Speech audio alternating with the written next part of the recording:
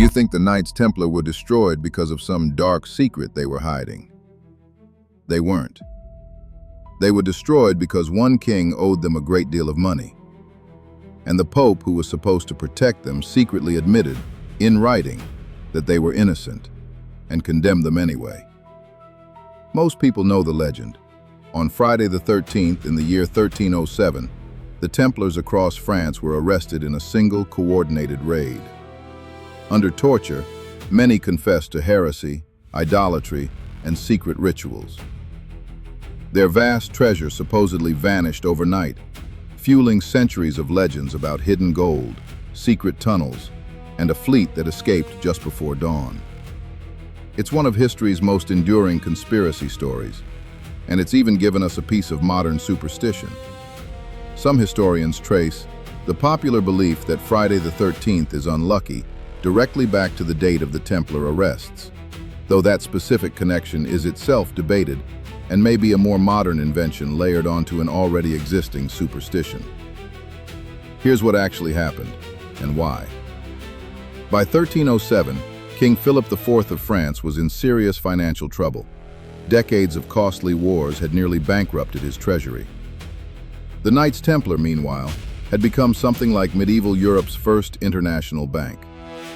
A pilgrim could deposit funds at a Templar house in London and withdraw the equivalent in Jerusalem, using an early letter of credit system without ever carrying gold through bandit-infested roads. Kings, nobles, and pilgrims alike deposited wealth with them across a network of fortified houses spanning the continent, which meant the order held detailed financial knowledge of exactly who owed what to whom, including the King of France himself.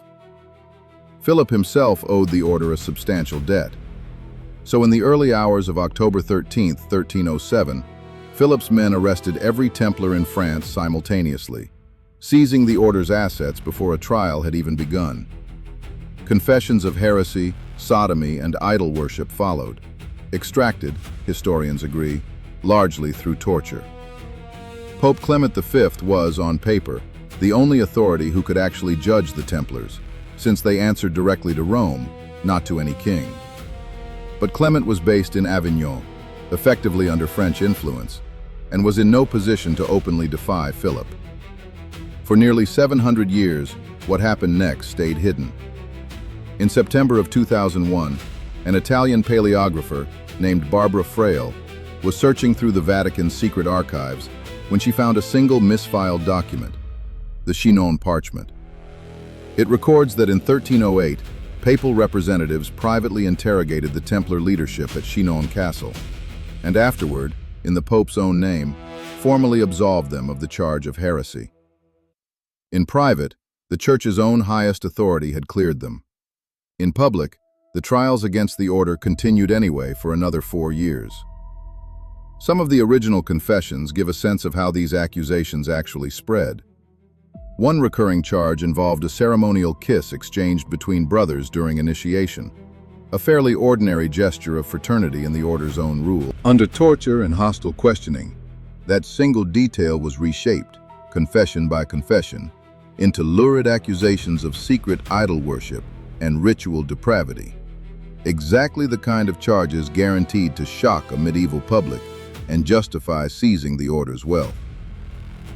In 1312, under continued pressure from Philip, Pope Clement formally dissolved the Knights Templar as an institution, despite his own commissioner's private findings. On March 18, 1314, the order's last Grand Master, Jacques de Molay, was burned at the stake in Paris. According to a legend recorded by chroniclers at the time, he used his final words to call both the king and the Pope to answer for their actions before God within the year. Whether or not he actually said it, both Philip and Clement were dead within 12 months. This is where the legend usually takes over. Popular stories claim a secret Templar fleet slipped out of the port of La Rochelle just before the 1307 arrests, smuggling the order's treasure to safety, to Scotland, to Switzerland, to a mysterious pit on an island off Nova Scotia, depending which version you hear. It has to be said plainly, naval historians who've actually studied this find essentially no solid evidence for any of it.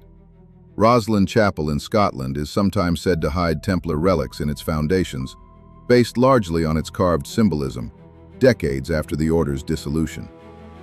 Oak Island, off the coast of Nova Scotia, has drawn treasure hunters for over 2 centuries chasing a supposed money pit without ever finding anything resembling a Templar hoard. Switzerland's founding myths have even been retrofitted to include fleeing Templar knights. There's no credible contemporary record of any escaping fleet. No verified treasure cache has ever been found at any of the sites tourism and pop culture have proposed, and much of the modern version of this story can be traced to 19th and 20th century writers, and more recently, best-selling novels and documentaries, not medieval sources. But here's what actually is documented, and it's stranger than the treasure hunt version. Portugal was actually a special case even before 1307. The Templars had played a major military role in the Reconquista, helping Portuguese kings push Muslim rule out of the Iberian Peninsula, and King Dinis of Portugal had genuine respect for the order and skepticism about the French charges. Portugal was the one country in Europe where the Templars were never truly dissolved. King Dinis of Portugal, with the Pope's approval, simply created a new order in 1319, the Order of Christ, and transferred the old Templar properties, personnel, and headquarters directly into it. Many former Templars in Portugal simply became Knights of Christ. The order's headquarters, the Convent of Christ at Tomar, still stands today as a UNESCO World Heritage Site. A century later, a Portuguese prince took over as Grand Master of that same order. History remembers him as Henry the Navigator. Henry never personally captained a ship.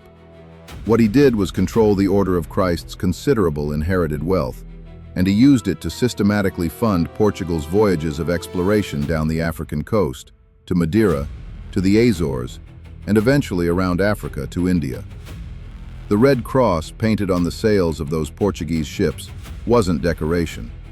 It was the cross of the Order of Christ, a direct descendant of the Templar cross. So what really happened to the Templars' treasure? Not a secret fleet, not a hidden vault under a Scottish chapel or a booby-trapped pit on a Canadian island. In France, it was simply seized outright by the king who owed it money. But in Portugal, an entire order survived, kept its wealth, kept its cross, and kept its purpose, just under a new name. 4 generations after Jacques de Molay burned in Paris, that same institutional wealth was quietly funding the ships that would go on to reshape the map of the entire world. No secret vault, no hidden pit, just an order that survived by changing its name, its king, and its mission, while keeping almost everything else exactly the same.